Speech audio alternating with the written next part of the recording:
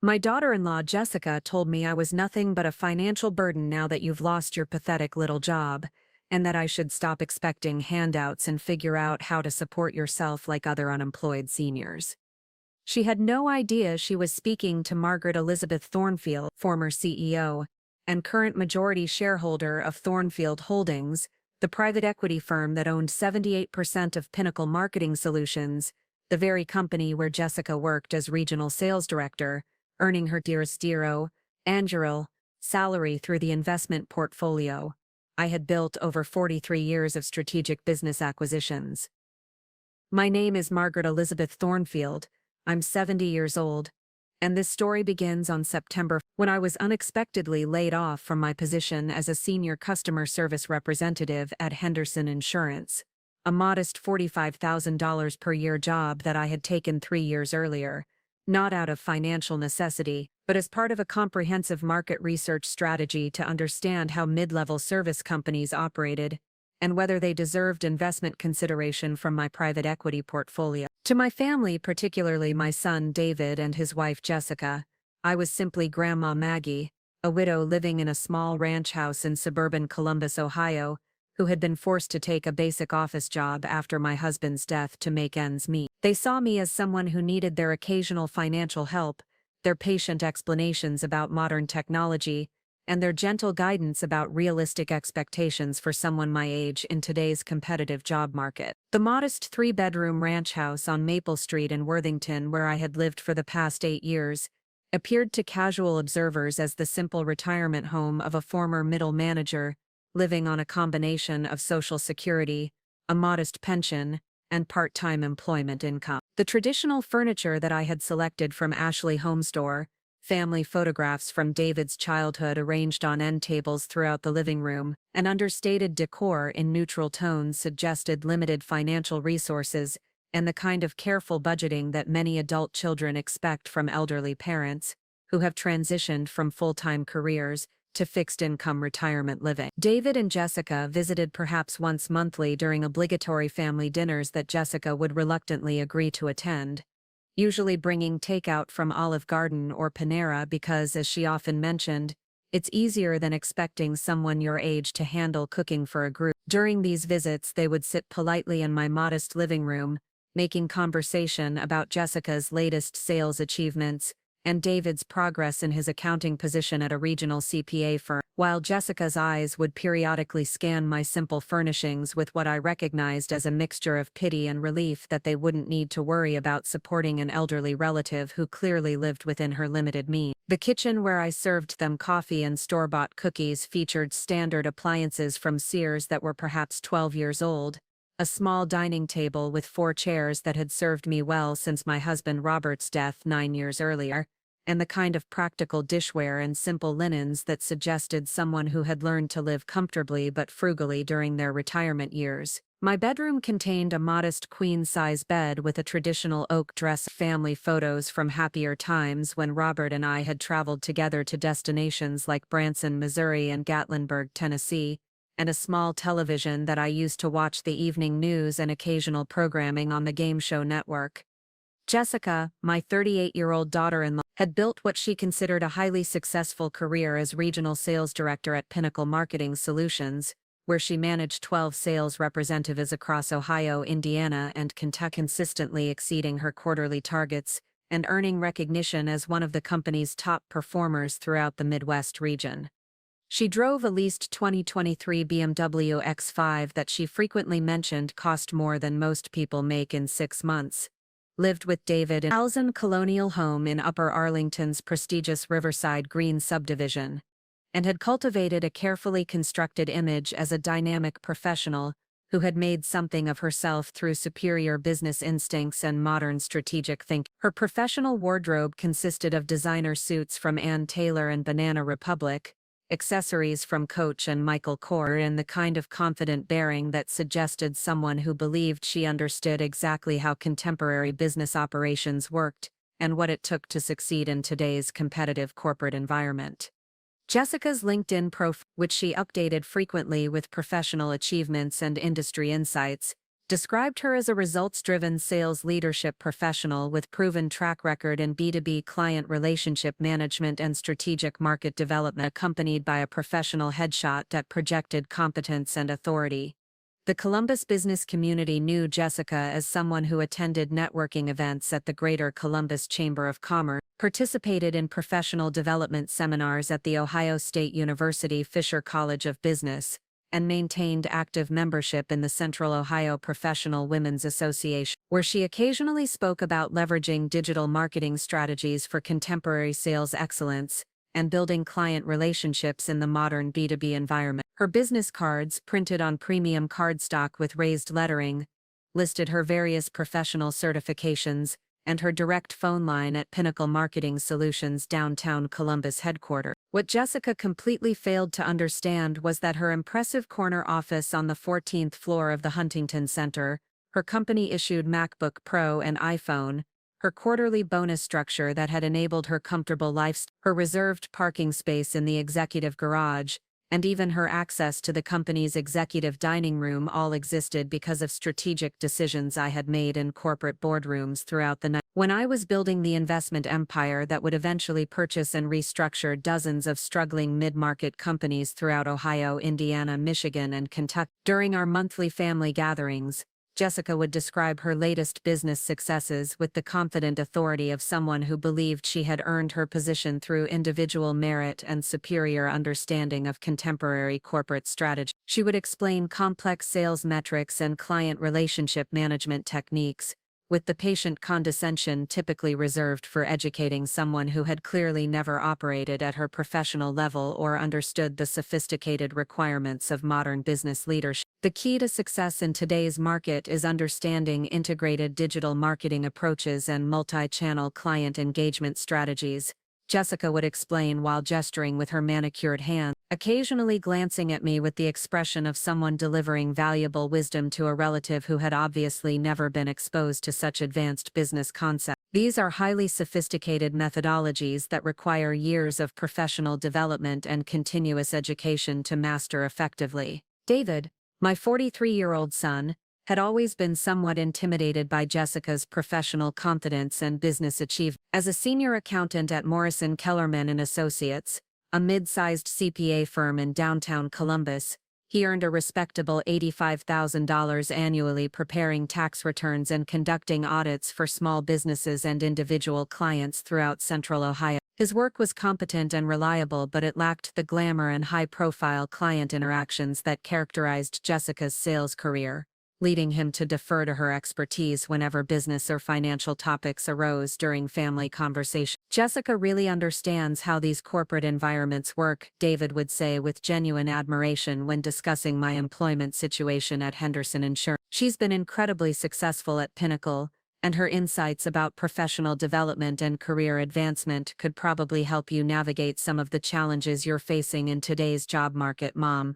The assumption that someone Jessica's age and professional background could provide meaningful career guidance to someone with my decades of business experience reflected the comfortable narrative that both David and Jessica had constructed about our family's economic dynamics and professional capabilities. In their minds, I was a well-meaning but somewhat outdated elder woman who had worked in administrative positions throughout my career and now struggled to understand the complexities of contemporary business practices that required technological sophistication and strategic thinking beyond my generation's typical professional development. This narrative was carefully reinforced by my own behavior during family gatherings and casual conversation. I would listen politely to Jessica's explanations of modern sales techniques and digital marketing strategies, occasionally asking clarifying questions that suggested genuine interest in learning about business concepts that were obviously beyond my previous experience. I would nod thoughtfully when she described the challenges of managing remote sales teams and coordinating multi-state client relationships, responding with the kind of respectful attention that adult children appreciate when elderly relatives show interest in their professional achievement. That sounds very complicated, I would respond when Jessica explained her latest success in landing a major client account. I'm not sure I fully understand how all these modern business systems work, but it's clear that you've developed expertise in areas that are much more sophisticated than anything I dealt with during my working year. The Henderson Insurance position that I had held for 3 years involved answering phone calls from policyholders who had questions about their coverage, processing routine paperwork for claims submissions, and providing basic information about premium payments and policy renewal. The work was straightforward and undemanding, requiring approximately 6 hours of actual productivity during each 8-hour shift, with plenty of time for reading industry publications, reviewing financial reports, and monitoring market developments that affected my investment portfolio through secure internet access on my personal smartphone. My supervisor at Henderson Insurance, Patricia Gonzalez, was a pleasant 45-year-old woman who appreciated my reliability and professional demeanor, but had no idea that her part-time customer service representative possessed advanced degrees in business administration and finance, had previously managed investment portfolios worth hundreds of millions of dollars, and maintained active oversight of private equity investments that generated more income monthly than Patricia earned annually as a department manager. "Maggie is one of our most dependable employees," Patricia would tell other supervisors when discussing staff performance. "She's always on time, handles customer calls professionally, and never complains about overtime or difficult clients. I wish we had more employees with her work ethic and positive attitude." The irony of being praised for basic job performance and professional reliability by someone who had no comprehension of my actual business background and investment expertise was not lost on me during those 3 years of market research at Henderson Insurance. Every day, I observed how the company operated, analyzed their customer service protocols, evaluated their employee management practices, and assessed whether their business model demonstrated the kind of operational efficiency and growth potential that would justify consideration for acquisition through my private equity portfolio. Henderson Insurance, unfortunately, had failed my comprehensive evaluation process. Their customer service systems were outdated and inefficient, their employee training programs were inadequate, their technology infrastructure was significantly behind industry standards, and their management team lacked the strategic vision necessary for sustainable growth in the increasingly competitive insurance market. The company's financial performance, while stable, showed no indication of the innovation or market positioning that would make it an attractive investment opportunity for serious private equity consideration. The layoff that occurred on September 14, 2024 was actually a blessing that freed me from the tedious routine of maintaining my cover identity while confirming my assessment that Henderson Insurance was not worthy of investment consideration. The company's decision to eliminate 12 customer service positions, including mine, was presented as a cost-cutting measure necessitated by challenging market conditions and the need to streamline operations for improved efficiency. Patricia had called me into her office that morning with obvious discomfort about delivering difficult news to someone she genuinely liked and respected. "Maggie, I'm really sorry to have to tell you this, but corporate has decided to eliminate several customer service positions, including your effective at the end of this week," she said with the apologetic tone of someone who understood that losing a job at my age would create serious financial challenges. "You've been a wonderful employee, and I'll provide excellent references for any future applications you might submit." The assumption that I would need references for future job applications, combined with Patricia's obvious concern about my financial security, reflected the successful maintenance of my cover identity throughout 3 years of employment at Henderson Insurance. No one suspected that the pleasant elderly woman who answered phones and processed paperwork was actually conducting comprehensive business analysis that would influence millions of dollars in investment decisions and potentially affect the employment security of thousands of workers throughout the Midwest regional economy. "Thank you for the opportunity to work here," I replied with the gracious professionalism that Patricia had come to expect. "I've learned a great deal about the insurance industry, and I appreciate the experience you've provided." What I had actually learned was that Henderson Insurance's operational inefficiencies and management shortcomings made it completely unsuitable for private equity investment, saving my firm millions of dollars that would have been wasted on a company that lacked the fundamental business infrastructure necessary for sustainable growth and profitability in contemporary insurance market. The phone call that I made to David that evening to inform him about my layoff was intended as simple family communication about a change in my employment status, not a request for financial assistance or emotional support that would require any significant response from my adult children. I had maintained regular contact with David throughout my 3 years at Henderson Insurance, sharing basic information about my work routine and occasionally mentioning challenges or interesting aspects of customer service responsibilities, without revealing the true purpose of my employment or the business analysis I was conducting. "That's terrible news, Mom," David responded with genuine concern when I explained the layoff situation. "I know how important that job was for your financial stability. Jessica and I will talk about ways we might be able to help you through this transition period, until you can find something else." The immediate assumption that my job loss would create financial hardship, requiring family assistance, demonstrated how effectively I had maintained the carefully constructed narrative about my economic circumstances and retirement income sources. David's offer to provide financial support reflected his understanding of our family dynamics and his genuine concern for my welfare during what he perceived as a potentially difficult period in my life. "I appreciate your concern," I replied, "but I'm sure I'll figure something out. These things happen, and I'll manage the situation appropriately." What I didn't mention was that my monthly investment income from Thornfield Holdings exceeded David's annual salary at Morrison, Kellerman and Associates, and that my total liquid assets could have purchased Henderson Insurance outright without significantly affecting my overall financial position or long-term investment strategy throughout the regional economy. The conversation with Jessica that would trigger the most comprehensive demonstration of private equity authority in Ohio business history occurred 3 days later, on September, when she and David came to my house for what they described as a family meeting to discuss my employment situation and explore potential solutions for what they perceived as my pressing financial need. Jessica had clearly prepared for this conversation with the strategic thinking and professional presentation skills that had made her successful at Pinnacle Marketing Solutions. She arrived with printed documents that included local job listings for administrative positions suitable for senior, information about government assistance programs for unemployed workers over age 65, and a budget worksheet that would help me manage expenses more efficiently during this challenging transition period. "Maggie, we need to have an honest conversation about your financial situation," Jessica began with the confident authority of someone accustomed to leading difficult business discussions. "Losing your job at your age is obviously a serious problem,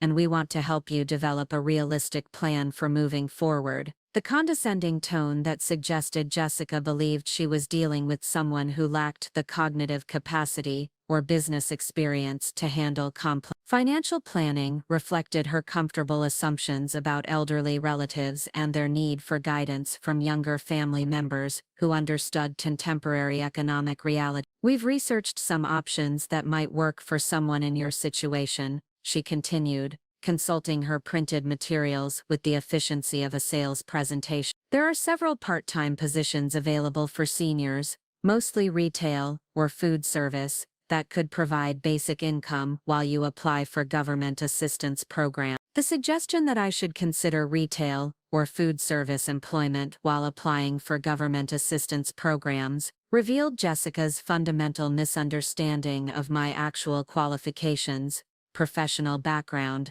and financial resources. Her assumption that someone my age would naturally require assistance programs and entry-level employment reflected the systematic ageism that characterized her approach to family relationship management and elderly care responsibility. But the conversation that would transform Jessica's comfortable assumptions about family dynamics and financial authority into the most expensive lesson about respect and humility in Columbus business history was yet to come. The story that David and Jessica had constructed about my life circumstances reflected exactly the kind of comfortable assumptions that adult children often make about elderly parents who have transitioned from active careers to what appears to be modest retirement living. In their carefully maintained narrative, I was Margaret Thornfield, a 70-year-old widow who had worked in various administrative positions throughout my career, never quite achieving the kind of professional success or financial security that would have enabled a truly comfortable retirement.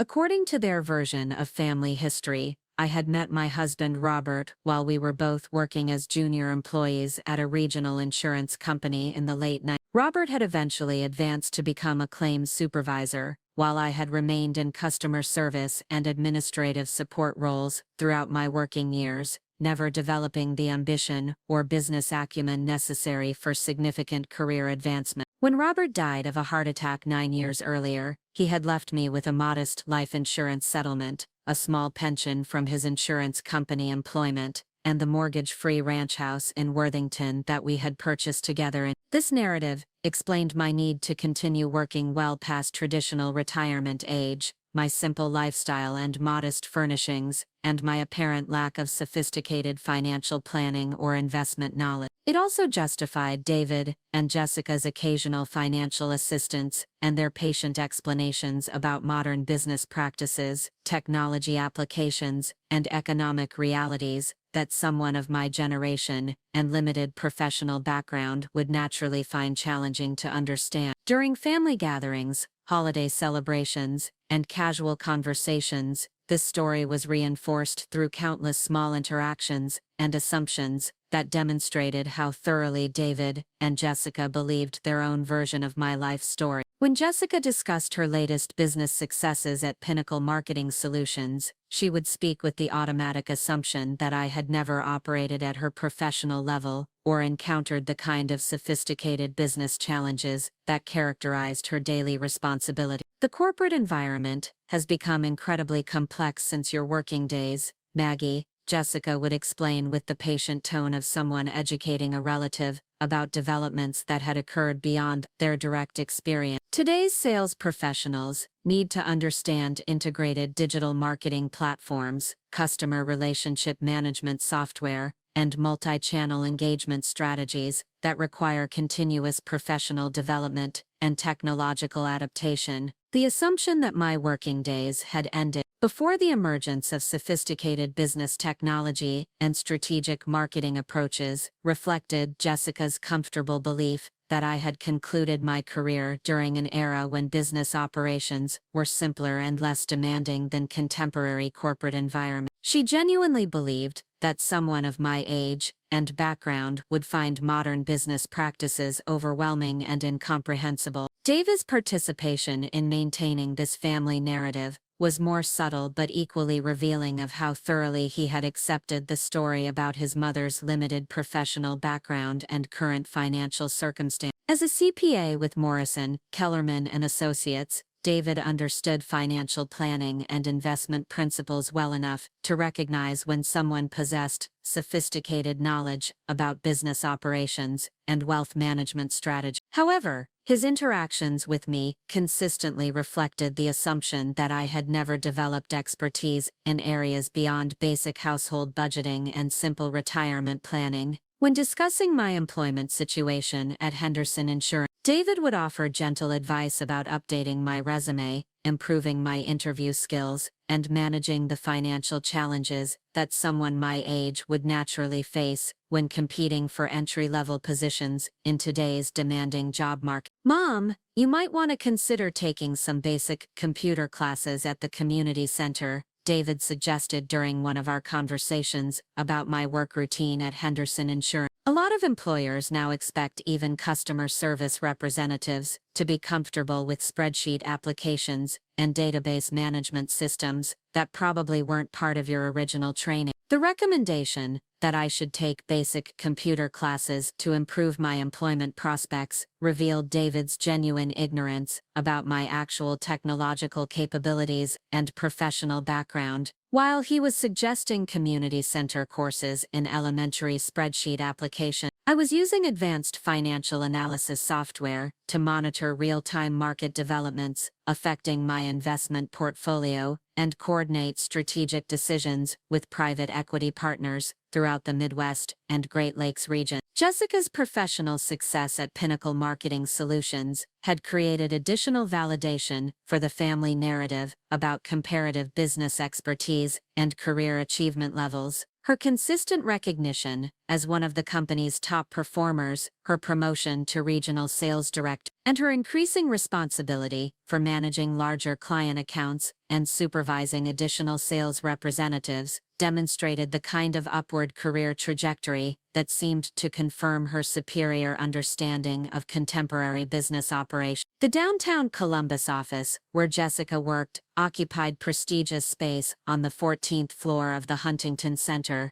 providing impressive views of the Scioto River and the city's expanding business district. Her corner office featured modern furniture, dual monitors for her computer workstation, and the kind of professional decor that projected competence and authority to clients and colleagues. The office walls displayed her various professional certifications, industry awards, and photographs from company events and client appreciation dinner. Pinnacle Marketing Solutions had earned recognition as one of Columbus Business First's best places to work for 3 consecutive years, and Jessica frequently mentioned this achievement as evidence of the company's excellent corporate culture and professional standards. The company's client roster included regional manufacturers, healthcare organizations, financial services firms, and technology companies that required sophisticated marketing strategies and multi-channel promotional campaigns. "We're not just a marketing company," Jessica would explain when describing her work to family members and social acquaintances. "We're strategic business partners who help our clients develop comprehensive brand positioning and market penetration strategies that drive sustainable revenue growth and competitive advantage." The confident use of business terminology and strategic concepts reflected Jessica's genuine expertise in sales and marketing operations, as well as her legitimate professional achievements at Pinnacle Marketing Solutions. She had successfully managed increasingly challenging client relationships, exceeded her sales targets consistently, and earned the respect of colleagues and supervisors who valued her contributions to the company's overall success. However, what Jessica completely failed to understand was the broader context within which her professional success had been made possible.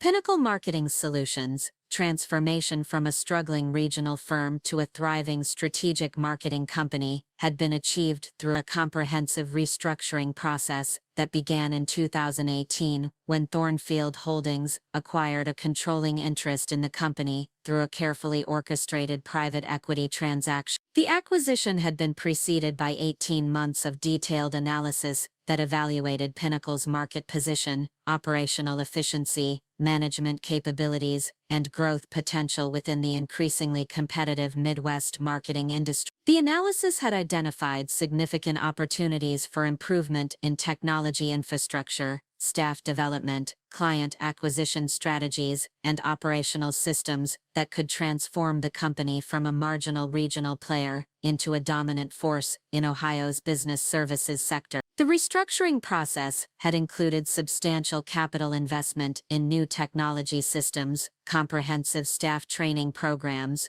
enhanced compensation packages that attracted superior talent, and strategic partnerships with technology vendors and business development organizations that expanded the company's service capabilities and market reach. The transformation had also involved replacing several senior management positions with executives who possessed the experience and vision necessary for sustainable growth in contemporary business markets. Jessica's promotion to regional sales director had been made possible by this comprehensive transformation process, which had created the infrastructure, technology resources, and client relationships that enabled her professional success. Her impressive sales performance was built on marketing systems, customer relationship management platforms, and strategic partnerships that had been developed through Thornfield Holdings' investment and oversight throughout the company's restructuring period. The irony of Jessica's confidence about her business expertise and professional achievements was that every element of her success had been created by the very person she considered a financially struggling elderly relative who needed guidance about basic employment strategies and modern business practices.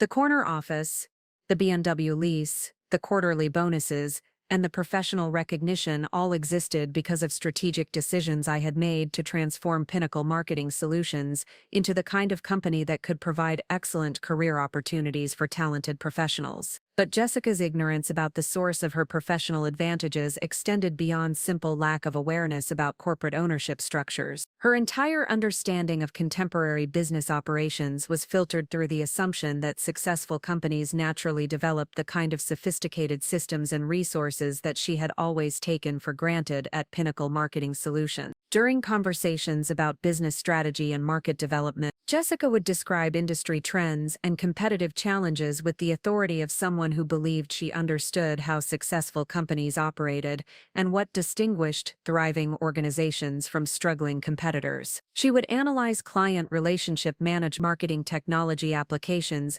and strategic planning processes as if these sophisticated business systems had simply emerged naturally from effective management rather than being carefully designed and implemented through substantial investment and expert consultation. The key to success in today's market is understanding how to leverage technology platforms for maximum client engagement while maintaining personalized service delivery.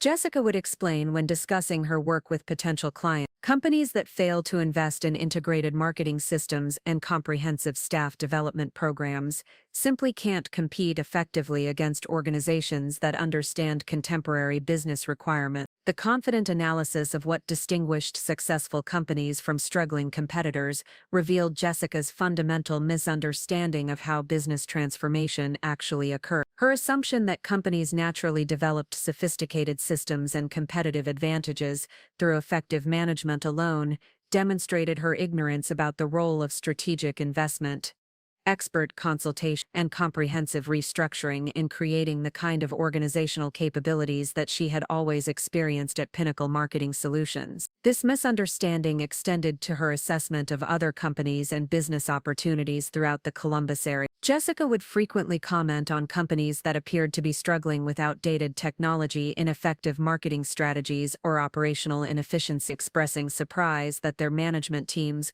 couldn't recognize obvious solutions that would improve their competitive position and financial performance. "I don't understand how some of these local companies stay in business," Jessica would say when discussing competitors or potential clients who had declined Pinnacle's services. "They're using marketing approaches that were outdated 10 years ago, and their customer service systems are completely inadequate for today's expectations. Any competent management team should be able to identify these problems and implement appropriate solutions." The assumption that struggling companies should naturally be able to identify and solve their operational problems reflected Jessica's complete ignorance about the complexity of business transformation and the specialized expertise required for successful organizational restructuring. Her belief that competent management should automatically recognize and address competitive disadvantages demonstrated her lack of understanding about how most companies actually operated and why so many businesses failed to achieve sustainable success despite having dedicated employees and strategic intentions. What Jessica had never experienced was working for a company that lacked adequate capital investment, sophisticated technology infrastructure, experienced management guidance, or strategic vision for sustainable growth. Her entire professional career had been spent at Pinnacle Marketing Solutions after its transformation into a well-capitalized, efficiently operated, strategically positioned organization that provided employees with excellent resources and growth opportunity. The contrast between Pinnacle Marketing Solutions and typical small to medium businesses throughout Central Ohio was dramatic and significant. Most regional companies struggled with limited technology budgets, inadequate staff training programs, outdated operational systems, and management teams that lacked experience with sophisticated business development strategies. These companies often recognized their competitive disadvantages but lacked the capital resources, expert consultation, or strategic partnerships necessary for effective transformation. Henderson Insurance, where I had worked for 3 years, exemplified the kind of struggling organization that characterized much of the regional business community. The company's outdated customer service systems, inadequate employee training programs, inefficient operational procedures, and limited technology infrastructure created exactly the kind of competitive disadvantages that Jessica would criticize when discussing other companies' apparent management failures. However, Henderson Insurance's problems weren't caused by incompetent management or lack of strategic awareness. The company's leadership understood their technological limitations, recognized their operational inefficiencies, and would have welcomed opportunities to implement improvements that could enhance their competitive position and financial performance. The obstacles preventing effective transformation were capital constraints, limited access to expert consultation, and the substantial risks associated with major operational changes that could disrupt existing business relationships while failing to generate anticipated improvement. The fundamental difference between Pinnacle Marketing Solutions and companies like Henderson Insurance wasn't management competence or strategic vision. It was access to the kind of substantial investment and expert guidance that enabled comprehensive business transformation. Pinnacle had benefited from Thornfield Holdings' capital investment, strategic consultation, and ongoing oversight, while Henderson Insurance operated independently without access to private equity resources or sophisticated business development support. This distinction was completely invisible to Jessica, who had never worked for a company that lacked adequate resources or struggled with the operational challenges that characterized most small to medium businesses throughout Ohio. Her professional experience had been limited to an environment where sophisticated technology, comprehensive training programs, and strategic partnerships were simply standard operating procedures rather than expensive investments that required careful planning and substantial financial commitment. The family financial assistance that David and Jessica had occasionally provided reflected their genuine concern for my welfare, combined with their comfortable assumptions about my limited income and retirement planning capability. During particularly challenging months, they would offer to help with utility bills, grocery expenses, or household repairs that they assumed would strain my modest budget and fixed income resources. "Don't hesitate to let us know if you need help with anything, Mom," David would say during our monthly family dinners.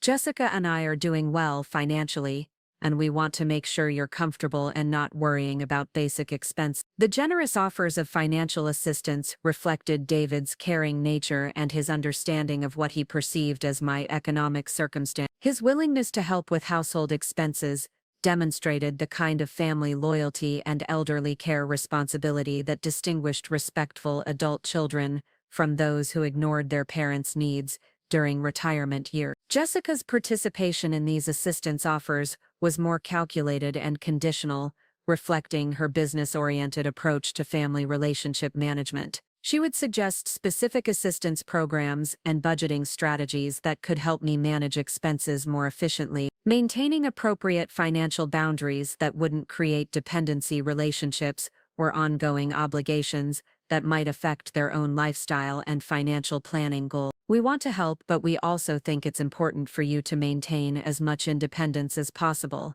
Jessica would explain when discussing potential assistance arrangements. "There are various senior assistance programs and budgeting approaches that could help you stretch your resources while building confidence in your financial management capabilities." The emphasis on maintaining independence while providing limited assistance reflected Jessica's strategic thinking about elderly care responsibilities and her desire to help without creating long-term financial obligations or dependency relationships that could compromise her own professional and personal goals. Her approach to family assistance was characterized by the same analytical thinking and outcome-focused planning that made her successful in sales and client relationship management. What neither David nor Jessica understood was that their occasional offers of financial assistance, typically ranging from $200 to $500 for specific expenses, represented less than the daily investment income generated by my private equity portfolio. While they were carefully budgeting for modest assistance payments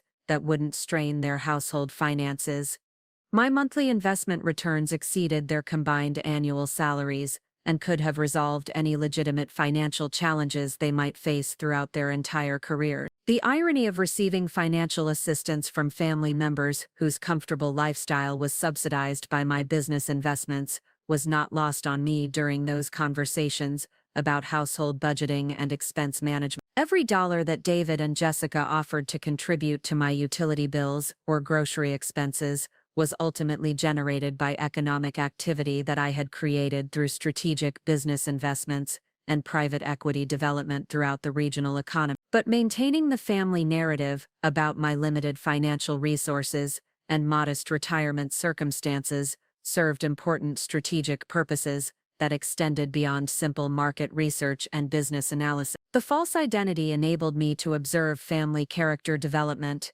evaluate respect and loyalty patterns, and assess whether the younger generation demonstrated the values and integrity necessary for eventual inclusion in my estate planning and wealth transfer strategy. The systematic condescension and elderly dismissal that characterized Jessica's interactions with me provided comprehensive evidence about her fundamental approach to family relationships and her understanding of respect, humility, and intergenerational obligation. Her confident assumption that I needed guidance about basic business concepts, employment strategies, and financial management revealed exactly the kind of character limitations that would disqualify someone from significant wealth inheritance and family business involvement. David's behavior was more complex and revealed a combination of genuine care for my welfare, with unfortunate susceptibility to Jessica's influence regarding family dynamics and decision-making authority. His deference to Jessica's expertise and his acceptance of her assessment regarding my capabilities and needs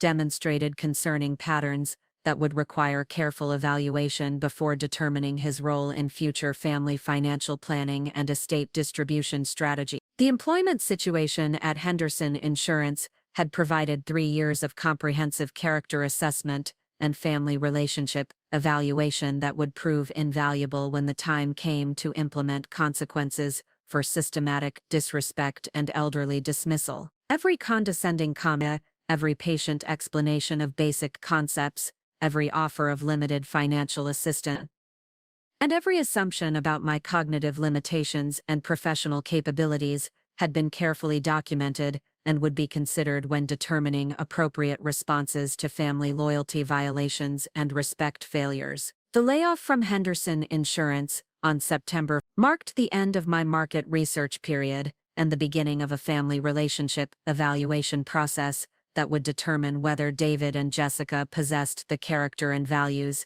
necessary for continued inclusion in my investment empire and estate planning strategies. The comprehensive assessment that would begin with Jessica's upcoming family meeting would provide definitive evidence about their fundamental approach to elderly respect and family loyalty obligations that distinguish responsible inheritors from those who prioritize personal convenience over traditional value and generational appreciation. The pattern of disrespect that would eventually justify the most comprehensive demonstration of private equity authority in Ohio business history had developed gradually over the 7 years since Jessica married Dave, beginning with subtle dismissals and patient corrections that reflected her growing confidence about her superior understanding of contemporary business operations and modern lifestyle management. What started as occasional suggestions about updating my approach to technology, financial planning, and professional development had evolved into systematic condescension and increasingly explicit statements about my limitations and need for guidance from younger family members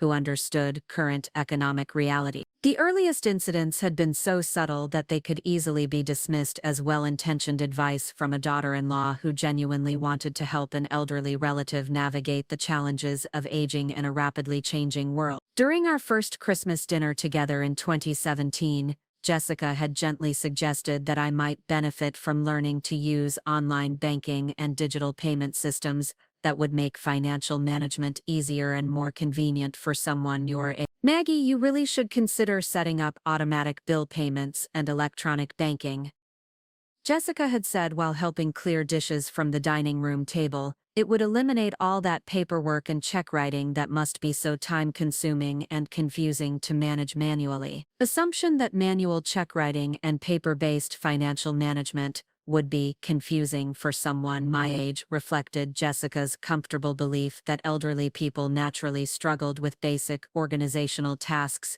that younger generations had mastered through technological adaptation. Her suggestion about electronic banking was delivered with the patient kindness typically reserved for educating someone about beneficial innovations they had been too intimidated or resistant to embrace independently. I appreciate the suggestion, I had replied with the gracious acceptance that Jessica expected from elderly relatives receiving helpful advice.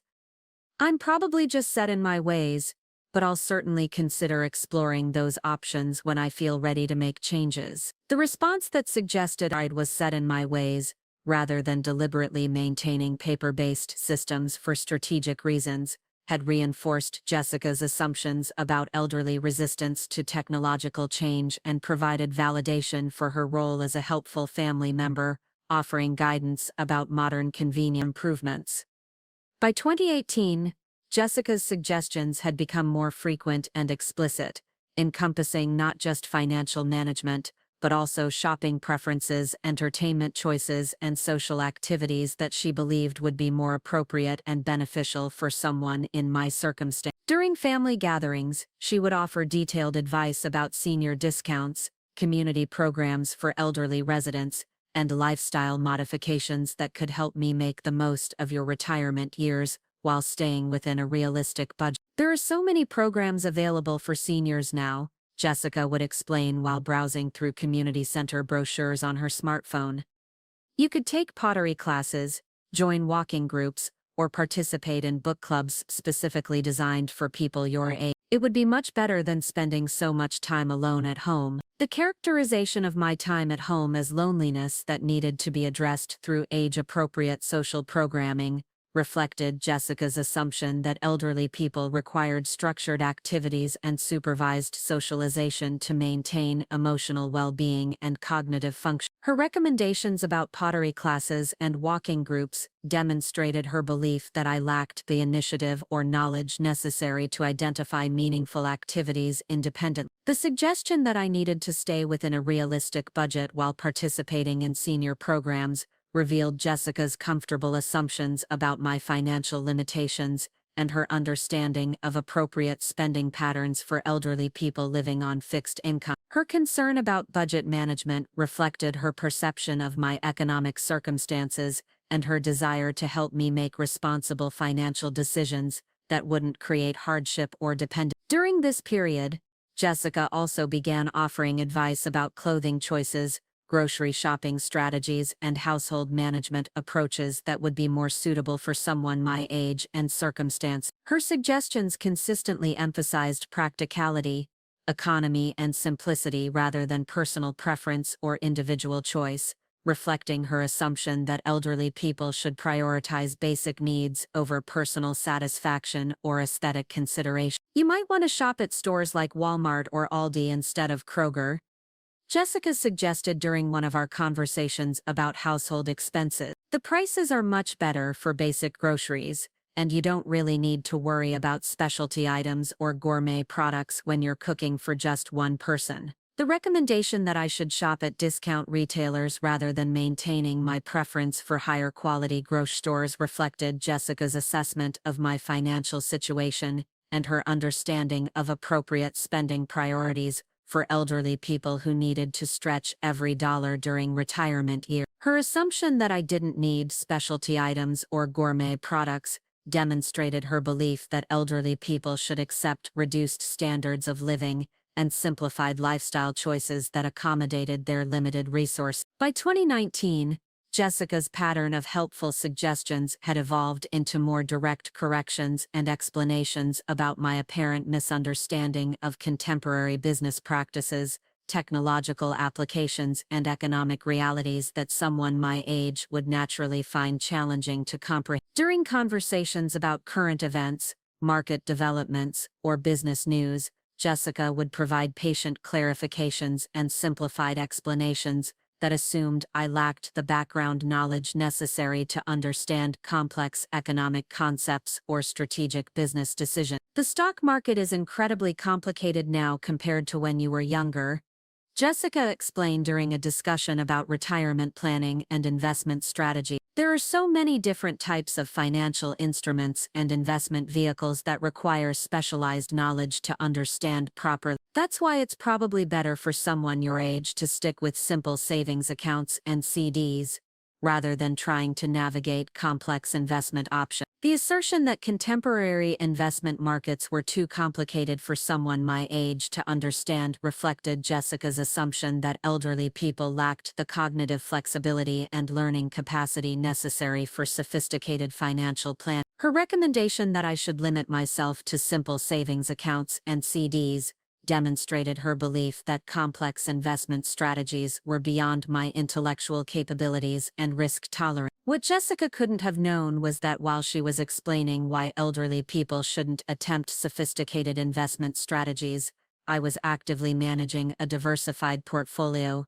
that included private equity investments, commercial real estate holdings, international bond funds, growth equity positions, and alternative investment vehicles that generated returns exceeding her annual salary every quarter. The irony of receiving investment advice from someone whose own retirement planning consisted entirely of a 401k account and employer-matched contributions was particularly amusing during these educational conversations. The escalation in Jessica's confidence about providing guidance and corrections accelerated significantly, and coinciding with her promotion to regional sales director and her increasing involvement in professional development activities that reinforced her belief in her superior understanding of contemporary business operations and strategic thinking. Her success at Pinnacle Marketing Solutions had provided validation for her expertise and created additional confidence about her ability to recognize and address the limitations that characterized elderly relatives who had never operated at her professional level. During family gatherings, Jessica began offering unsolicited advice about my employment situation at Henderson Insurance, suggesting strategies for improving my job performance, advancing within the company, and developing skills that might make me more valuable to employers who were considering staff reductions or operational restructuring. Her recommendations reflected her assumption that I was struggling to maintain employment security and needed guidance about basic workplace competency and professional development. Customer service positions are becoming much more demanding now, Jessica explained during one of our conversations about my work routine at Henderson Insurance. Companies expect employees to multitask effectively, handle complex software systems, and maintain detailed documentation that requires strong organizational skills and attention to detail. You might want to ask your supervisor about additional training programs that could help you meet current performance expectations. The suggestion that I needed additional training to meet basic job requirements reflected Jessica's assumption that someone my age would naturally struggle with contemporary workplace demands and technological applications that had become standard throughout modern business operations. Her concern about my ability to handle complex software systems and maintain detailed documentation demonstrated her belief that elderly employees required additional support and accommodation to perform adequately in current employment environment. What Jessica didn't understand was that my position at Henderson Insurance involved deliberately simplified responsibilities that allowed me to focus on comprehensive business analysis rather than challenging work assignments. While she was worried about my ability to handle basic customer service software, I was using advanced financial modeling applications to evaluate the company's operational efficiency and assess its potential value for private equity acquisition throughout my market research activity. The most significant escalation in Jessica's systematic elderly dismissal occurred during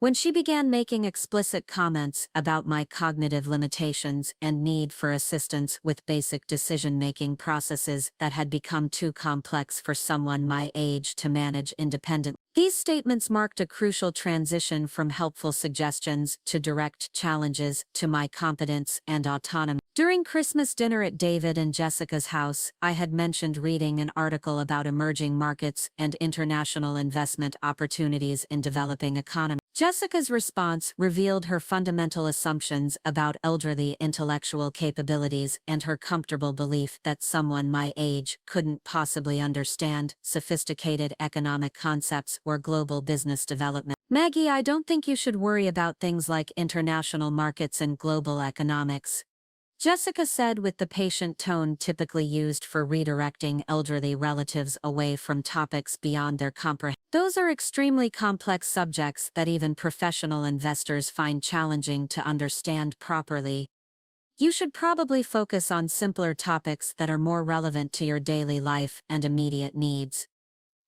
The direct statement that I shouldn't worry about international market because they were too complex for my understanding represented a significant escalation in Jessica's willingness to explicitly challenge my intellectual capabilities and dismiss my interests as inappropriate for someone my age and background. Her recommendation that I should focus on simpler topics demonstrated her belief that elderly people required intellectual limitations and simplified information consumption that accommodated their reduced cognitive function. I'm sure the article was interesting, Jessica continued, but you have to be careful about getting confused by complicated financial information that might not be accurate or appropriate for someone in your situation. There's a lot of misleading investment advice that targets seniors who don't have the experience to evaluate claims properly.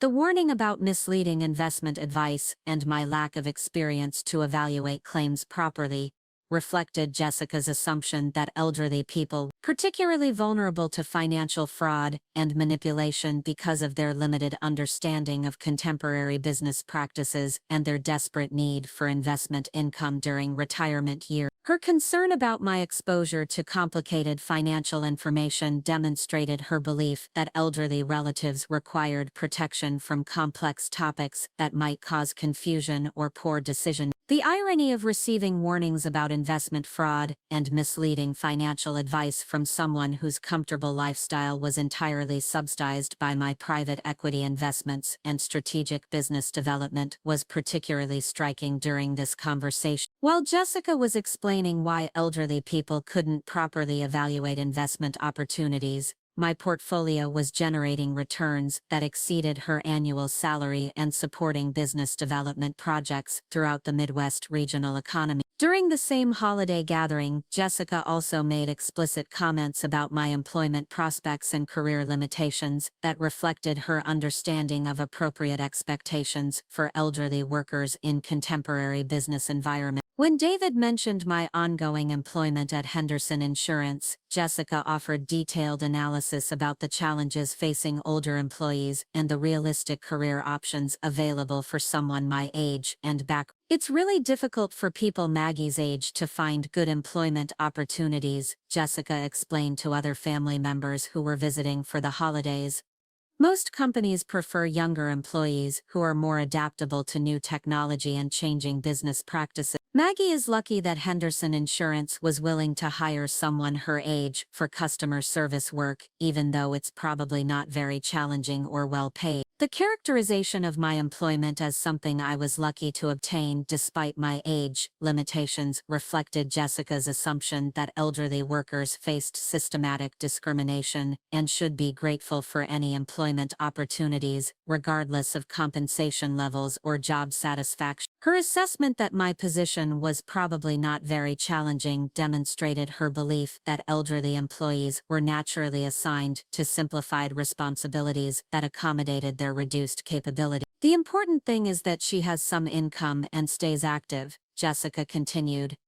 Even if it's just basic customer service work, it's better than sitting at home with nothing to do. At her age, the social interaction and sense of purpose are probably more important than the actual salary or career advancement opportunity. The emphasis on social interaction and sense of purpose rather than professional achievement or financial compensation revealed Jessica's fundamental assumptions about elderly employment priorities and her understanding of appropriate goals for people my age. Her suggestion that I should value workplace socialization over career advancement demonstrated her belief that elderly workers had different motivations and expectations compared to younger employees who were focused on professional development and financial success.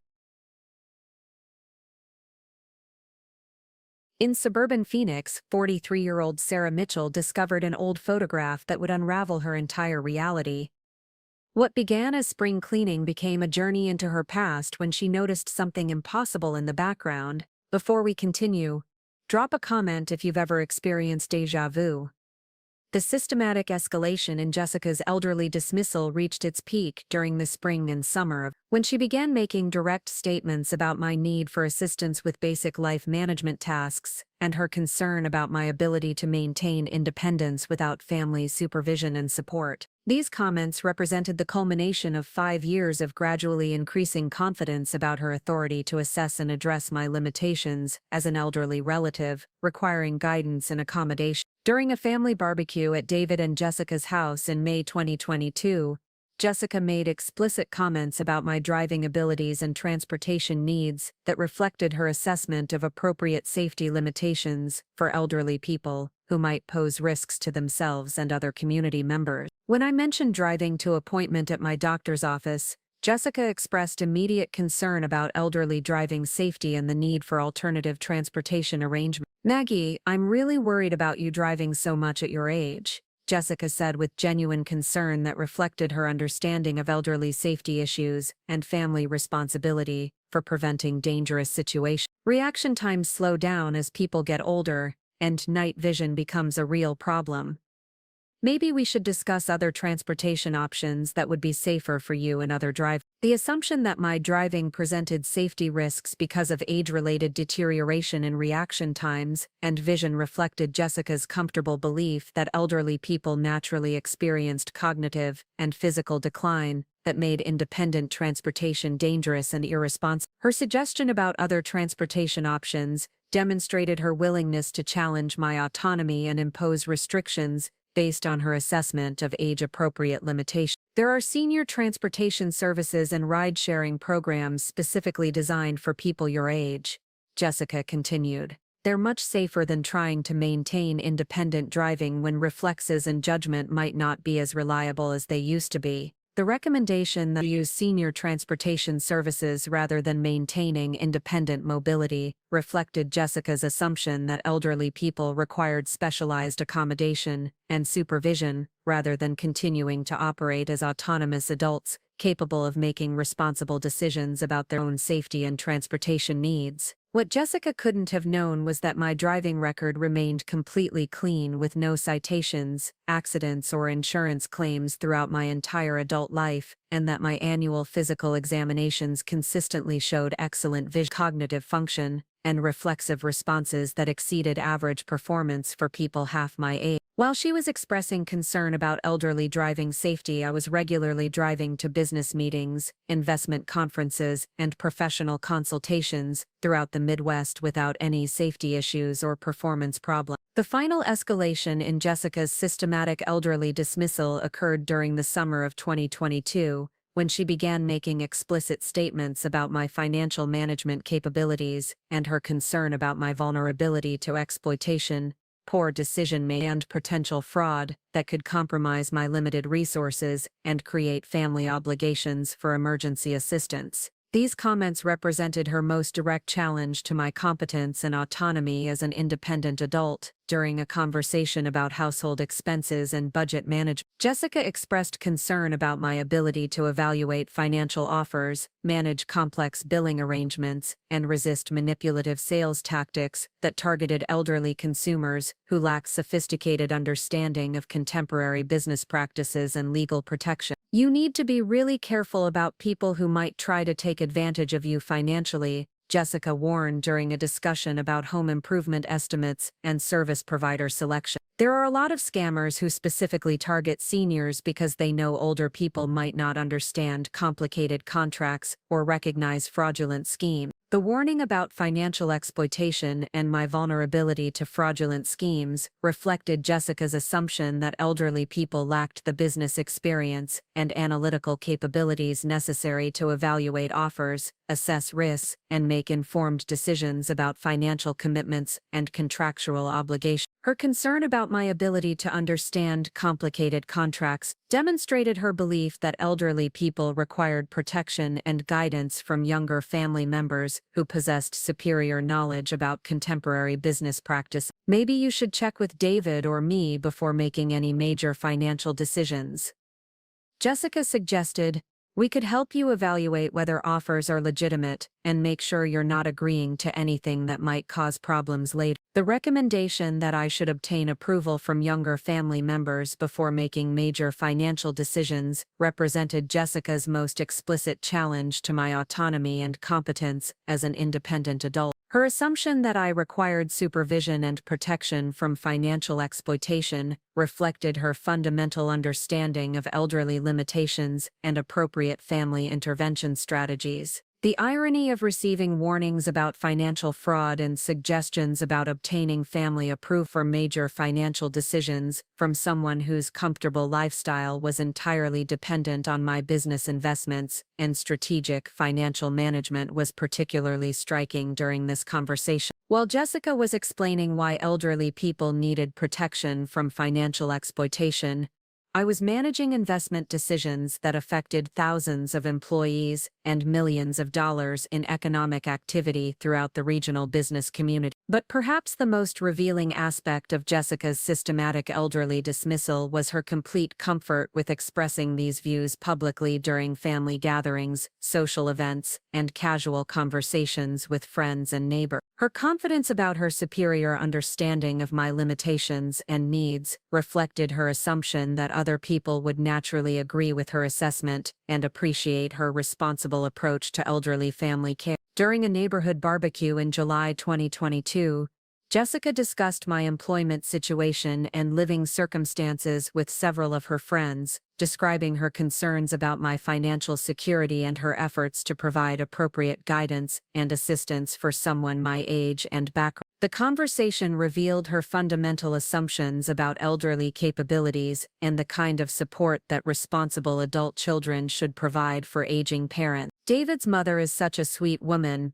but it's really challenging to help someone her age navigate all the changes that have happened since she was working. Jessica explained to her friend Sarah, who was nodding sympathetically. She's trying to maintain independence, which we really admire, but there are so many things that are just too complicated for someone from her generation to handle effectively. The characterization of my efforts to maintain independence as something they admired while acknowledging that things were too complicated for my generation reflected Jessica's comfortable assumption that elderly independence was temporary and ultimately unrealistic, given the technological and economic changes that had occurred beyond our comprehension and adaptation capability. We try to help without being too intrusive, Jessica continued, but it's hard to know how much guidance to provide. She's working at this customer service job that barely pays anything. And we worry about her financial security, but she's also pretty stubborn about accepting help or admitting that she might need assistance with things like technology and financial planning. The description of my employment barely paying anything, and the characterization of my reluctance to accept assistance as stubbornness revealed Jessica's fundamental misunderstanding of my actual circumstances and her interpretation of my behavior as elderly resistance to necessary help rather than strategic maintenance of cover identity.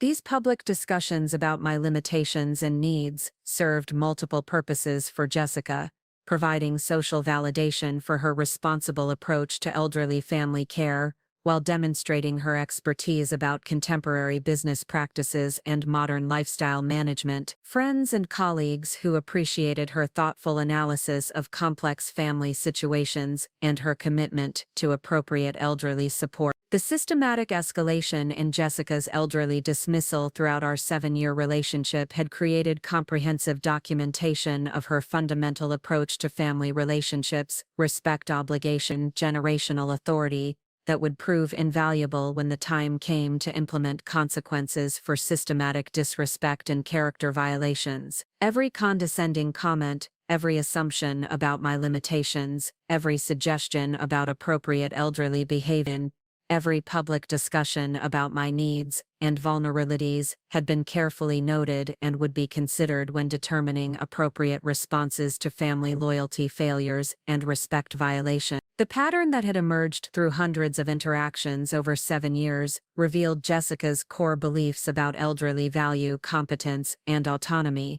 as well as her understanding of appropriate family dynamics and generational respect obligations. Her systematic approach to elder management and her comfortable confidence about her authority to assess and address my limitations provided clear evidence about her character and values that would determine her eligibility for continued inclusion in my investment empire and estate planning strategy. The employment termination at Henderson Insurance on September 14, 2024 would provide the catalyst for Jessica to reveal the full extent of her elderly dismissal and disrespect through the family meeting.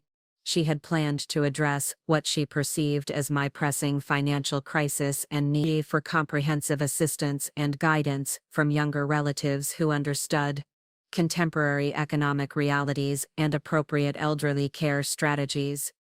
What my family never understood during all those years of treating me like a technologically challenged elderly woman who needed patient explanations about modern business practices was that their comfortable assumptions about my limited capabilities concealed the most sophisticated private equity operation in the Midwest.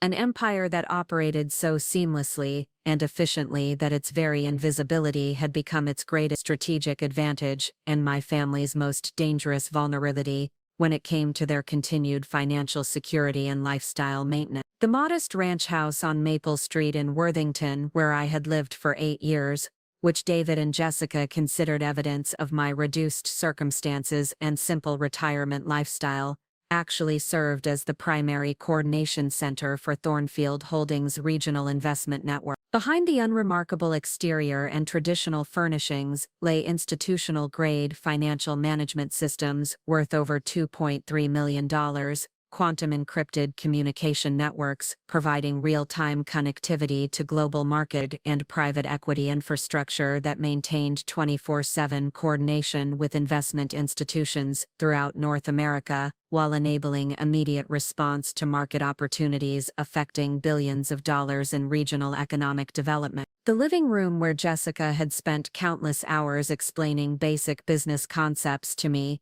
contained sophisticated wealth management hardware, concealed within custom cabinetry that appeared to be simple entertainment furniture. The traditional oak television stand actually housed secure servers that provided direct access to primary databases at major investment institutions throughout Chicago, Detroit, Indianapolis, and Milwaukee. The matching bookshelf contained backup communication systems for emergency coordination during market volatility, while the seemingly decorative end tables concealed advanced networking equipment that maintained encrypted connections to federal financial databases, requiring the highest levels of security clearance and professional authentication. The home office that appeared to David and Jessica as a simple space for paying bills and managing basic correspondence actually contained the most advanced private equity coordination systems available in contemporary investment management. The modest desk that looked like a basic computer workstation from Office Depot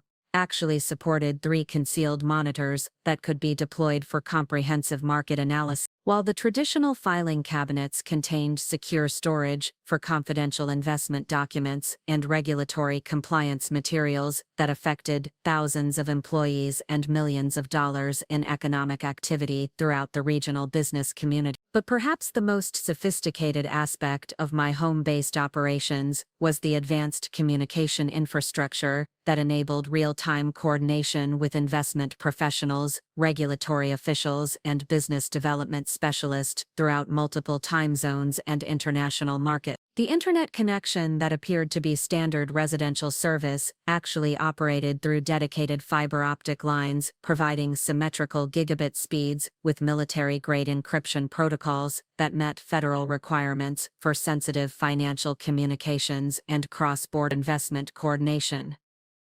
The technology setup that I had installed throughout the house represented over $4.7 million in specialized equipment and software licensing, that enabled comprehensive coordination of investment activities across 17 states, immediate response to business development emergencies and market fluctuations, and maintenance of the private equity infrastructure that supported dozens of regional companies and thousands of employees whose financial security depended on the strategic decision-making and crisis management capabilities that I provided through continuous professional monitoring and expert consultation. The multiple displays that lined my home office walls showed real-time status information from investment databases across 31 states. Automated alert systems that notified me of regulatory changes requiring immediate attention, and coordination interfaces that allowed instant communication with investment professionals, federal officials, and business administrators throughout the North American investment network. The sophistication of these systems exceeded the technology infrastructure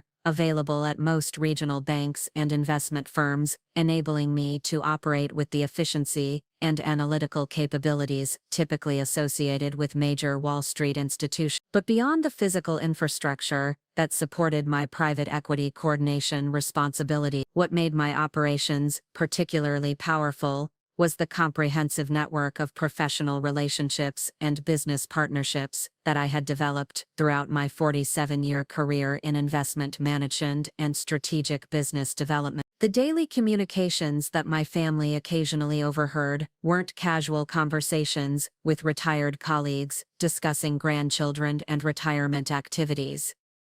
They were strategic consultations with federal regulatory officials about investment policy development, crisis coordination meetings with business development specialists during market emergencies, and technical planning sessions with investment professionals who managed billions of dollars in economic activity throughout the central United States and selected international markets. Thornfield Holdings, the private equity firm that I had established during the final years of my corporate career, had become the most influential business development organization in Ohio, with investment authority extending throughout Indiana, Michigan, Kentucky, Pennsylvania, and selected markets in Illinois, Wisconsin, and West Virginia. Our portfolio included controlling interests in 43 companies, strategic partnerships with over 1, and coordination relationships with investment institutions that processed billions of dollars in annual economic activity while maintaining the operational standards and employment stability that distinguished responsible private equity development from speculative investment activity. The scope of our investment portfolio encompassed manufacturing companies throughout the Great Lakes region, technology firms specializing in business automation and data management,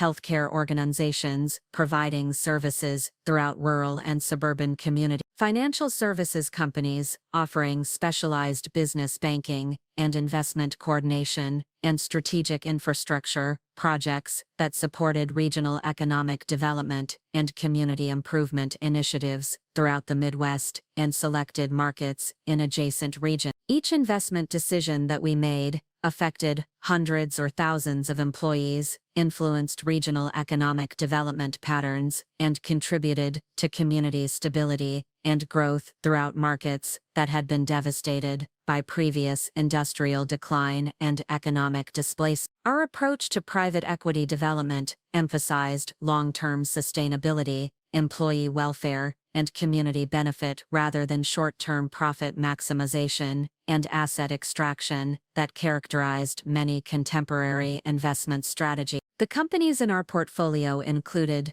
Pinnacle Marketing Solutions, where Jessica worked as regional sales director, along with Henderson Insurance, where I had conducted 3 years of comprehensive operational analysis, and dozens of other regional businesses that provided employment, services, and economic stability throughout communities that might otherwise struggle with limited business development and inadequate access to capital investment and strategic business consultation, but our influence extended far beyond direct ownership and investment relations. Thornfield Holdings served as the primary strategic advisor for the Midwest Regional Economic Development Consortium, coordinating investment policy and business development strategies with state governments, federal agencies, and international partners who relied on our expertise for regional economic planning and crisis management throughout challenging market periods and economic disruption events. My role as senior economic advisor to the Federal Reserve Bank of Cleveland included monthly strategic planning meetings, quarterly regional assessment reports, and emergency consultation during market volatility that could affect economic stability throughout Ohio, Indiana, Michigan, and adjacent markets. The technical analysis that I provided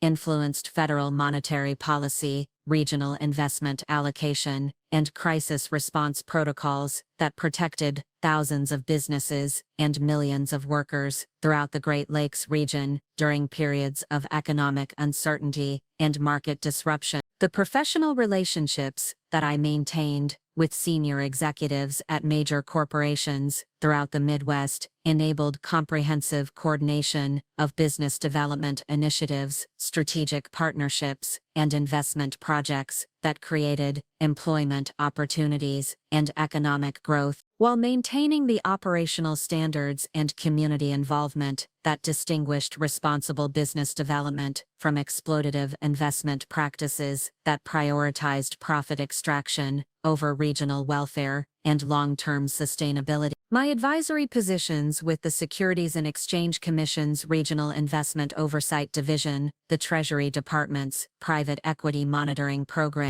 and the Federal Deposit Insurance Corporation's Business Development Analysis Group provided direct access to regulatory policy development, enforcement coordination, and strategic planning that influenced how private equity operations were managed, monitored, and regulated throughout the United States and selected international markets requiring cross-border investment compliance. These federal coordination responsibilities included developing regulatory protocols for private equity oversight, creating compliance standards that balanced investment freedom with community protection, establishing monitoring systems that identified potentially harmful investment practices, and coordinating emergency response during market crises that could affect regional economic stability and community welfare throughout multiple states and investment jurisdictions. But perhaps the most significant aspect of my professional authority was my role in developing the next generation of private equity professionals and investment coordinators who would determine how business development and economic growth were managed throughout the 21st century. The Thornfield Institute for Strategic Investment, which operated from our Columbus headquarters, provided advanced training for investment professionals, business development coordinators, and regulatory officials who needed expertise in responsible private equity management and community-focused economic development. Our institute accepted only 8 participants annually through an application process, more competitive than admission to top business schools, requiring extensive experience in investment management, business development, or economic policy before candidates qualified for consideration. The program cost of $340,000 reflected both the specialized nature of our training and the career advancement opportunities that graduation provided for investment professionals seeking leadership positions in private equity, business development, or regulatory coordination throughout the United States and selected international markets. The waiting list for admission extended over 6 years, with applications from senior investment professionals at major firms throughout Chicago, Detroit, Indianapolis, and Pittsburgh. Federal officials seeking advanced training in private equity oversight and regulatory coordination, and business development specialists responsible for regional economic planning and investment policy implementation throughout multiple states and international investment networks. We regularly declined applications from Wall Street executives who lacked the community focus and long-term sustainability orientation that distinguished our program from general investment education and profit-focused business training. The advanced curriculum included comprehensive instruction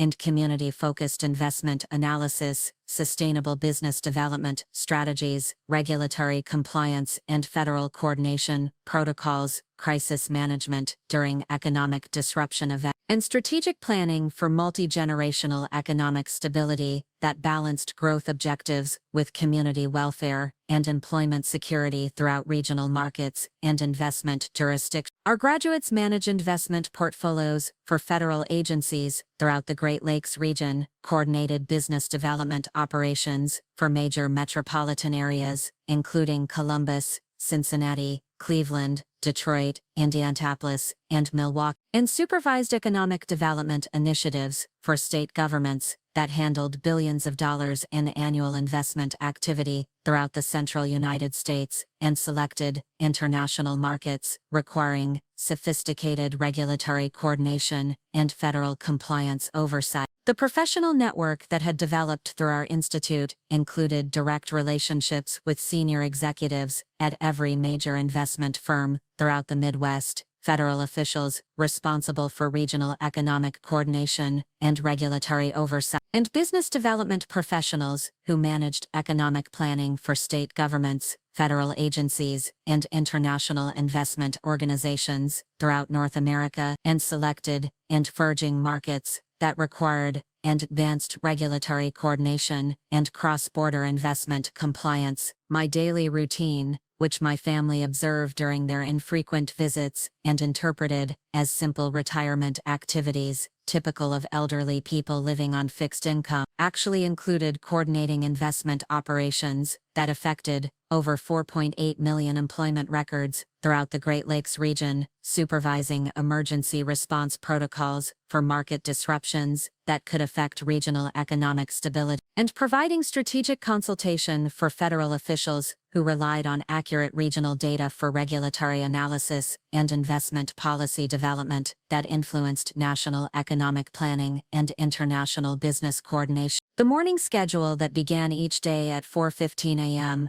included reviewing overnight system alerts from investment databases across 31 states, analyzing automated reports that identified potential market irregularities or business development opportunities requiring immediate attention, coordinating with international markets during their opening hours to maintain optimal investment position and implementing system updates that maintained regulatory compliance and enhanced database performance for millions of business records and investment transactions that processed continuously throughout the regional economic network. The afternoon coordination activities included supervising investment integration between private equity operations and federal regulatory systems throughout the Midwest, troubleshooting business development complications that affected employment stability and community economic security, coordinating with federal officials who needed accurate regional data for policy analysis and investment planning that influenced national economic development initiatives, and managing crisis response protocols during market volatility that required immediate coordination between multiple federal agencies and private investment organizations throughout the regional business network. The evening consultation work included providing strategic guidance for investment professionals who encountered business development challenges or regulatory compliance issues that could affect community economic stability, coordinating with international firms that implemented our protocols for responsible private equity management and community-focused investment strategy, and conducting strategic planning with federal officials who relied on our expertise for national economic database modernization and regulatory enhancement initiatives that would improve business development efficiency throughout the United States and selected international markets. But beyond the technical coordination responsibilities that occupied most of my professional schedule throughout the week, what made my investment expertise particularly valuable was my comprehensive understanding of how private equity operations affected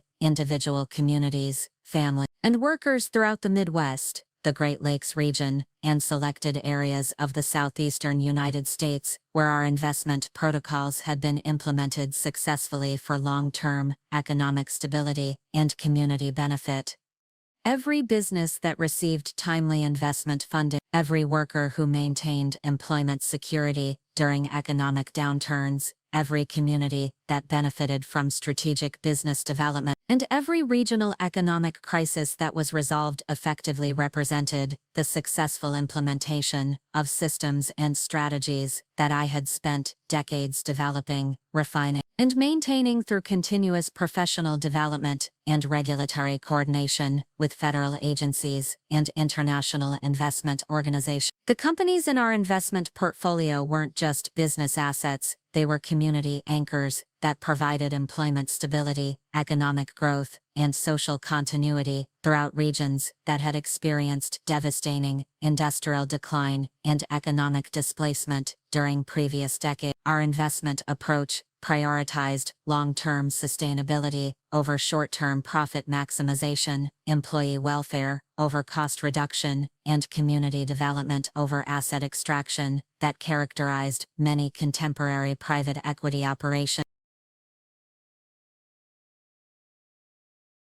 Pinnacle Marketing Solutions, where Jessica worked with such confidence about her business expertise and professional achievements, exemplified our approach to responsible private equity development and community-focused business transformation. When we acquired controlling interest in the company in 2018, it was a struggling regional firm with outdated technology, limited market reach, inadequate employee compensation, and management systems that failed to capitalize on the growing demand for sophisticated marketing services throughout the Midwest business community. The comprehensive restructuring process that transformed Pinnacle from a marginal regional player into one of Columbus's most successful marketing firms had required substantial capital investment, strategic planning, operational redesign, and management development that created the infrastructure and competitive advantages that enabled Jessica's professional success and career advancement throughout her employment with the company. The technology systems that supported Jessica's daily work activity, the client relationships that generated her sales commissions, the operational efficiency that enabled competitive pricing, the market positioning that attracted major clients all resulted from strategic investments and business development initiatives that had been planned and implemented through Thornfield Holdings' expertise and financial resources during the company's transformation period. But Jessica's ignorance about the source of her professional advantages extended beyond simple lack of awareness about corporate ownership structures and investment relationships. Her entire understanding of business success and competitive advantage was filtered through the assumption that successful companies naturally developed sophisticated systems and strategic capabilities through effective management, rather than recognizing the crucial role of strategic investment, expert consultation, and comprehensive business transformation in creating sustainable competitive advantages. This fundamental misunderstanding affected her assessment of business opportunities, competitive threats, and strategic planning throughout her professional responsibilities at Pinnacle Marketing Solutions. Her recommendations about client relationship management, market development strategy, and operational improvements were based on the assumption that all companies had access to similar resources and capabilities, rather than understanding that Pinnacle's competitive advantages resulted from specific investments and strategic initiatives that distinguished it from typical regional marketing firms. The irony of Jessica's confidence about business strategy and market analysis was that every element of professional expertise had been developed within an environment created by the very person she considered a technologically challenged, elderly relative who needed guidance about basic employment strategies and financial management. Her sophisticated understanding of client relationship management, digital marketing platforms, and strategic business development had been enabled by systems,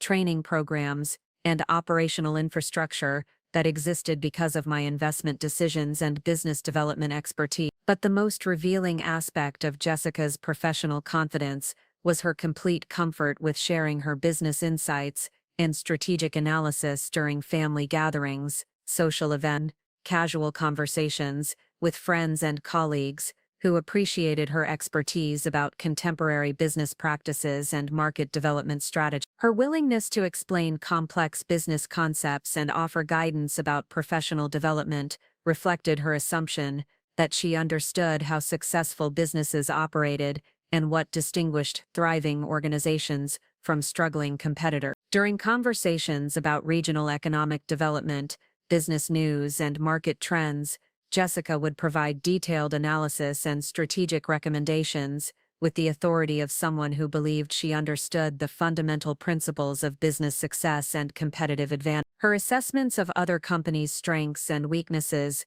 her predictions about market developments, and her recommendations about investment opportunities reflected her confidence about her analytical capabilities and strategic thinking. The key to success in today's economy is understanding how to leverage technology and data analytics for competitive advantage, Jessica would explain when discussing business strategy with family members and social acquaintances. Companies that fail to invest in sophisticated systems and strategic planning simply can't compete against organizations that understand contemporary business requirements and market dynamics. The confident analysis of competitive advantage and strategic requirements revealed Jessica's fundamental understanding of how business transformation actually occurred and what distinguished successful companies from struggling organizations throughout regional markets. Her assumption that companies naturally developed competitive advantages through effective management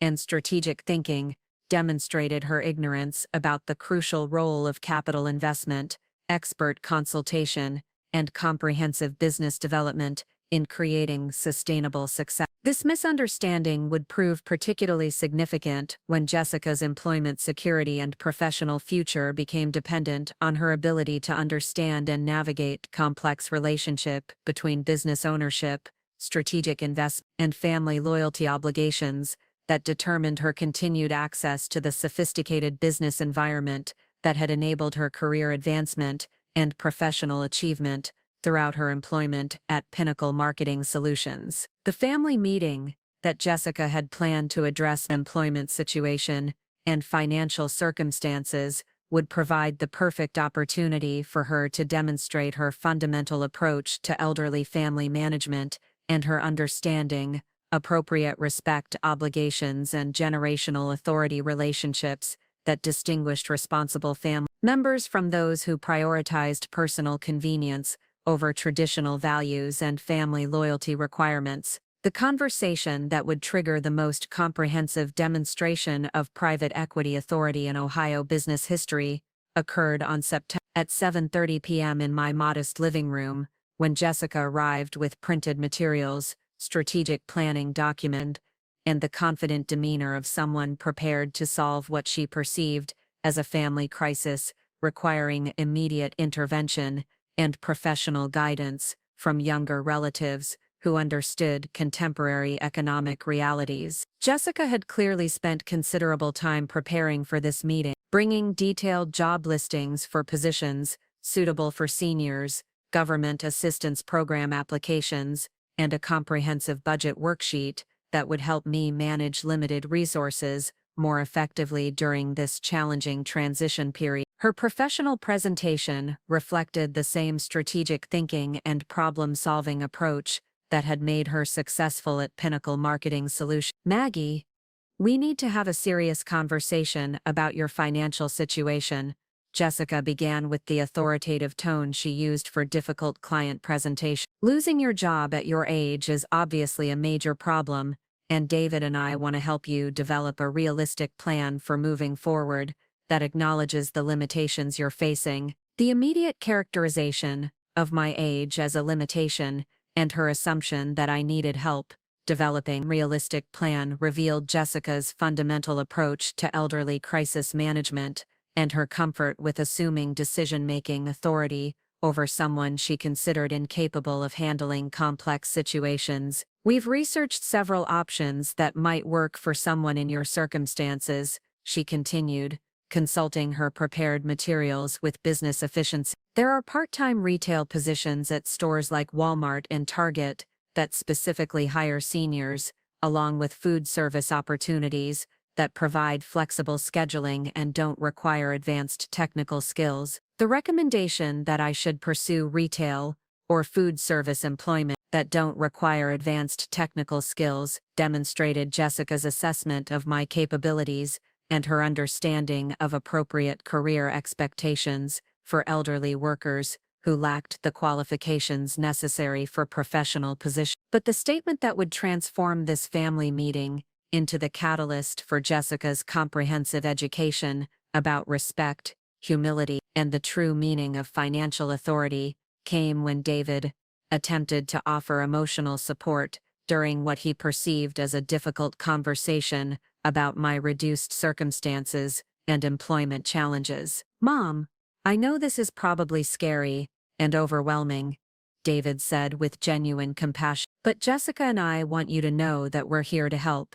and we'll figure out a way to make sure you're okay during this transition." Jessica's response to David's emotional support revealed her impatience with what she considered inefficient sentiment and her preference for practical problem-solving over family relationship management. "David, we need to be realistic about this situation," Jessica interrupted with professional directness. "Your mother is 70 years old, she's lost her job, and she has limited savings and employment prospects. We can't just offer emotional support. We need to address the practical reality that she's become a financial burden who needs concrete assistance and guidance." The explicit statement that I had become a financial burden represented the exact moment when Jessica's systematic elderly dismissal transformed from strategic family management into the documented evidence that would justify comprehensive consequences and character accountability measures. But Jessica wasn't finished with her assessment of my situation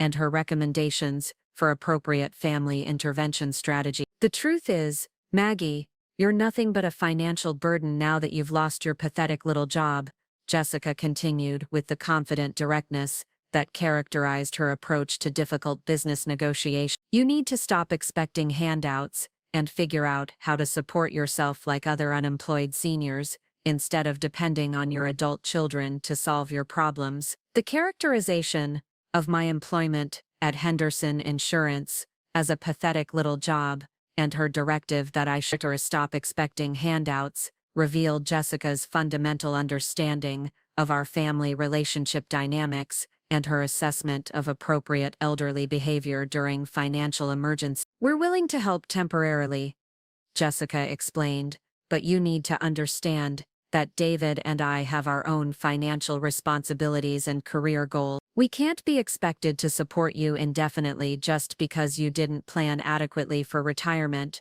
or develop skills that would keep you employable at your age." The assumption that my financial challenges resulted from inadequate retirement planning and my failure to develop skills would keep me employable demonstrated Jessica's complete ignorance about my actual circumstances, while revealing her comfortable confidence about lecturing elderly relatives regarding their life management failures and character shortcomings. As I sat in my modest living room listening to Jessica explain why I had become a financial burden and needed to accept responsibility for my poor life choices, I experienced the crystalline moment of clarity that would justify implementing the most comprehensive private equity intervention in regional business history. "I understand your position completely, Jessica," I replied with the professional composure I had developed during 47 years of managing business crises and family relationship complications. "Thank you for clarifying your assessment of my value and your approach to family loyalty obligations. I appreciate your honesty about what matters most to you, and I'll make sure to adjust my investment strategies and business relationships accordingly." The relief in Jessica's voice when she responded revealed her comfortable assumption that elderly relatives would accept financial abandonment and systematic dismissal without consequences that might affect family business relationships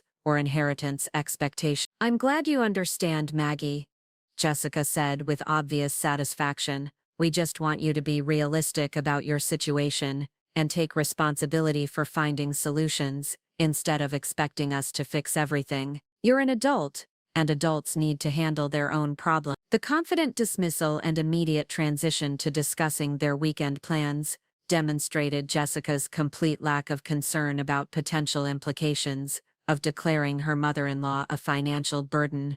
her systematic approach to elderly crisis management, and her fundamental misunderstanding of how family loyalty violations affected continued eligibility for business relationships and estate planning coordination. At 8:45 p.m., while Jessica and David drove home to their comfortable colonial house in Upper Arlington, discussing their successful intervention and Jessica's effective problem-solving approach to family crisis management, I began implementing the most comprehensive private equity response to family disrespect in Ohio business history. Using my secure home office systems, I initiated emergency protocols that would transform Jessica's comfortable assumptions about financial security and career stability into the most expensive education about elderly respect and family loyalty that any Columbus professional had ever received. The first phase of Jessica's education began with a single encrypted message sent through Thornfield Holdings' secure communication network to Michael Rodriguez,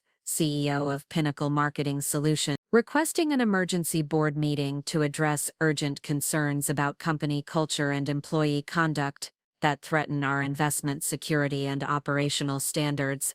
By 9:30 p.m., automated notifications had been generated throughout Thornfield Holdings' communication network, alerting senior partners about potential investment complications affecting one of our portfolio companies and triggering comprehensive review protocols that would evaluate all aspects of Pinnacle Marketing Solutions, operations, management effectiveness, and cultural compliance with our investment standards.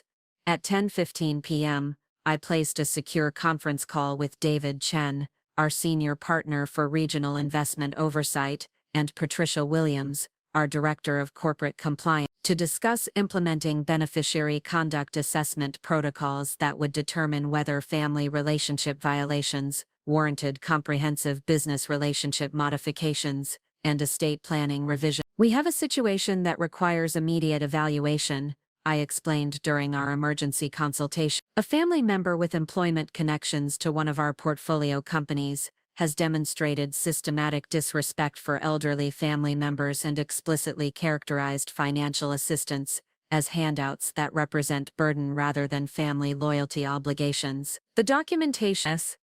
Jessica's statements about financial burden and elderly dismissal triggered automatic compliance review procedures that evaluated potential conflicts between personal family relationships and professional business standards throughout our investment portfolio and strategic partnership network. By 11:30 p.m., comprehensive background analysis had been completed on Jessica's employment history, professional conduct record, and social media presence, revealing additional evidence of elderly dismissal and systematic disrespect for family relationships that extended beyond our immediate family interactions into her professional and social communications throughout the Columbus business community. The emergency board meeting that convened at 8 a.m. on September 18, 2024, in Pinnacle Marketing Solutions Executive Conference Room included Michael Rodriguez, CEO, Sandra Peterson, Chief Operating Officer, Robert Kim, Director of Human Resources, and myself attending via secure video conference as the primary representative of Thornfield Holdings Investment Authority. We need to address serious concerns about company culture and employee conduct that may compromise our investment security and operational standards.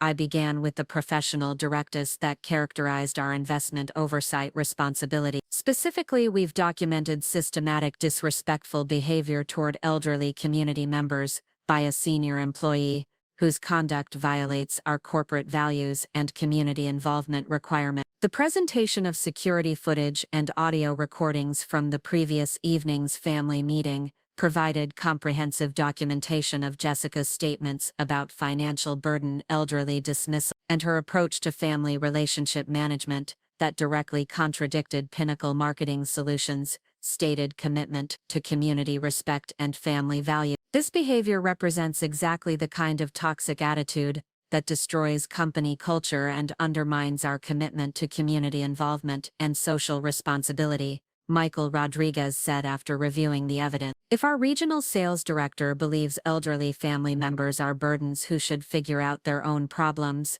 How can we trust her to represent our brand authentically or maintain the professional standards that distinguish our company? The board's unanimous decision to terminate Jessica's employment for violation of company values and inappropriate conduct that compromises our community relationships was implemented immediately, with security escorts ensuring that she vacated the premises within 30 minutes of the termination notification. Jessica's termination call came at 10:45 a.m., delivering news that shattered her comfortable assumptions about career security and professional achievement, while creating the foundation for her comprehensive education about respect, humility, and the true source of her previous success. "This is completely insane," Jessica screamed during our phone conversation.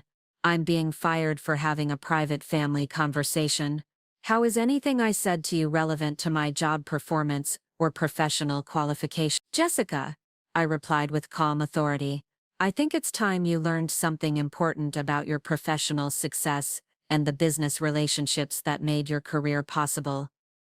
Over the next hour, I explained the reality of her situation: Thornfield Holdings' ownership of Pinnacle Marketing Solutions, my role as the primary investor and strategic decision-maker, the comprehensive transformation process that had created her professional opportunities, and most importantly, how her systematic elderly dismissal had violated the fundamental values that determined continued eligibility for employment within our investment portfolio. "You mean, you own my company?" Jessica's voice was barely audible.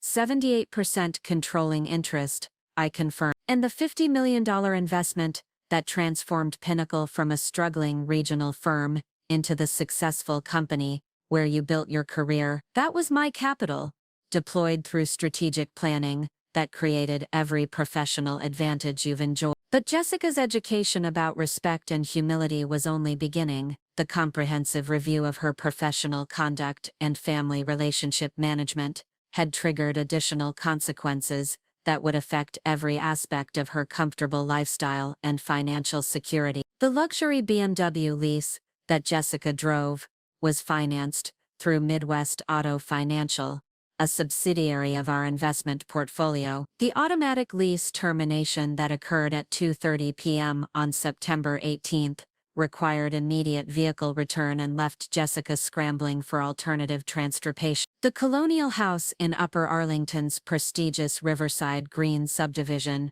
where Jessica and David lived, was financed through Central Ohio Mortgage Services, another Thornfield Holdings. The mortgage review process that began on September 19 identified character assessment complications that required comprehensive financial background verification and potential loan modification procedure. The private school where their children attended kindergarten was partially funded through educational grants from the Thornfield Foundation for Community Development. The grant review process that began on September 20 evaluated whether families receiving educational assistance demonstrated the values and character that justified continued support for premium educational opportunity. But perhaps the most significant aspect of Jessica's education was her discovery that her entire lifestyle had been subsidized by the very person she had dismissed as a financial burden. The career opportunities, financial security, professional recognition, and social status that she had assumed were evidence of her superior business capabilities had all been created by my strategic investments and business development expertise. Rather than destroying Jessica's life or implementing permanent consequences for her family disrespect, I chose to offer something more valuable: genuine transformation through understanding and service. "Jessica, you have a choice," I explained during our comprehensive discussion about character development and family value. "You can continue believing that success comes from dismissing elderly relatives and prioritizing personal advancement over family loyalty, or you can learn what authentic achievement actually means." The community service and character development program that I established for Jessica would operate for 18 months, providing opportunities for her to understand the value of elderly wisdom, the importance of family respect, and the connection between community service and personal fulfillment. that distinguished meaningful success from superficial career advancement. The program required Jessica to work alongside elderly community members at senior centers, assisted living facilities, and community support organizations throughout Columbus, learning firsthand about the knowledge, experience, and continuing contributions that older adults provided to their communities, despite being systematically dismissed by younger people who assumed that age indicated irrelevance. The change in Jessica's character and understanding exceeded even my expectations for what community service could accomplish when combined with accountability and genuine exposure to elderly wisdom and community contribution. Her initial resistance to working with elderly residents gradually evolved into authentic appreciation for their experience, knowledge, and continuing value to community welfare and social stability. Mrs. Dorothy Harris, an 82-year-old retired business executive who had managed investment portfolios for major Ohio corporations during her distinguished career, became particularly influential in helping Jessica understand the connection between respect for elderly wisdom and authentic professional development. "Young lady," Mrs. Harrison told Jessica during their 6th week of working together at the Worthington Senior Center, "I've managed more business crises and economic challenges than you've had client meetings. When you dismiss elderly people as burdens, you're throwing away decades of knowledge and experience that could make you a better professional and a better person." The 18 months of community service created measurable impact throughout Columbus's elderly community, while transforming Jessica's understanding of success, achievement, and the value of intergenerational relationships